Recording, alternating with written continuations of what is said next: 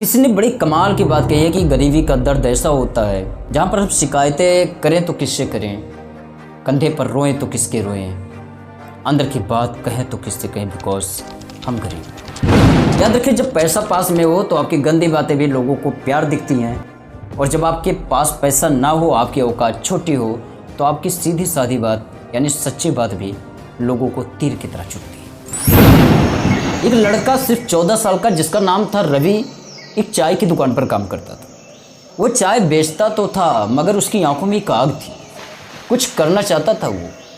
पूरा दिन चाय की दुकान, रात में रोड के किनारे का एक बल्ब और उसकी तन्हाई के साथ में एक छोटी सी किताब जिसे वो रात दिन पढ़ता था। उसका मानना था कि मैं धीरे धीरे सेल्फ स्टडी करूँगा और किसी दिन मेरा भी कुछ होगा, लोग मेरी भी बातें आराम से सुनेंगे। निरंतरता जारी रही उसकी मेहनत में, और इसी दौरान एक घटना ऐसी हुई जिसने उसकी ज़िंदगी बदल दी। एक दिन वो चाय एक साहब को दे रहा था, उसका पैर लड़खड़ाया और वो चाय उस साहब के शर्ट पर गिरी। साहब ने ना कुछ देखा ना कुछ सुना, उसने एक थप्पड़ रवि को जोर से मारा और गालियाँ भी सुनाई।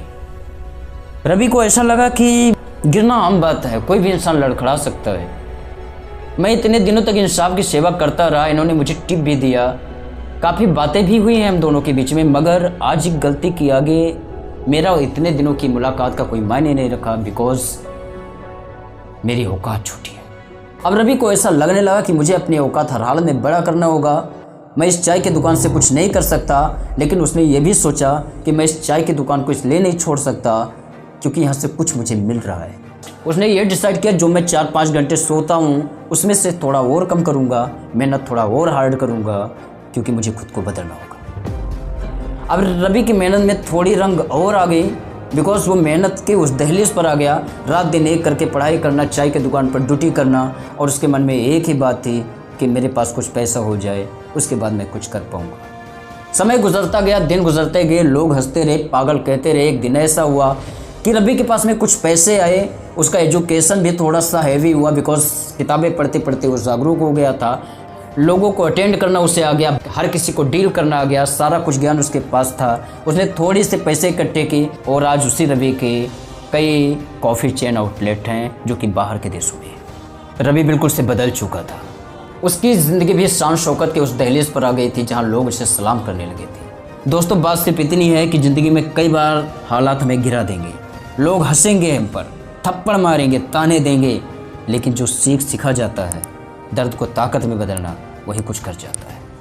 कभी कभी किसी का मज़े लेना, किसी का गाली देना, किसी का थप्पड़ मारना सिर्फ आपके लिए बदले की भावना नहीं लाती, बल्कि आपको आगे बढ़ने के लिए वो प्रेरणा लाती है जिससे आप चैन से सो नहीं पाओ। क्योंकि कामयाबी हर जगह आपके लिए इज्जत का वो दरवाज़ा खोलती है जहाँ पर सिर्फ तालियों की गूंज सुनाई पड़ती है, गालियों की नहीं। मेरे ख्याल से जो बातें मैं कहना चाहता हूँ वो आप समझ रहे होंगे। औकात जब बड़ी हो जाती है तो तालियों की गड़गड़ाहट में कितनी भी गालियाँ पड़े, कोई नहीं सुनने आता। इसलिए हमेशा औकात पर काम करनी चाहिए। और अगर ये कहानी आपके दिल तक पहुंची हो तो एक काम करना, नीचे कमेंट में लिखना कि मैं हार नहीं मानूंगा। मैं समझ जाऊंगा कि मेरा किया गया प्रयास आपके अंदर कुछ तो चेंज कर रहा है। उम्र मायने नहीं रखती, सोच मायने नहीं रखते। अगर आपके अंदर कुछ करने का जज्बा है तो आपकी मुसीबतें कोई मायने नहीं रखती। इन्हीं बातों के साथ शब्द ख़त्म करूंगा। मिलते हैं किसी और वीडियो में, तब तक के लिए नमस्कार, जय हिंद, वंदे मातरम।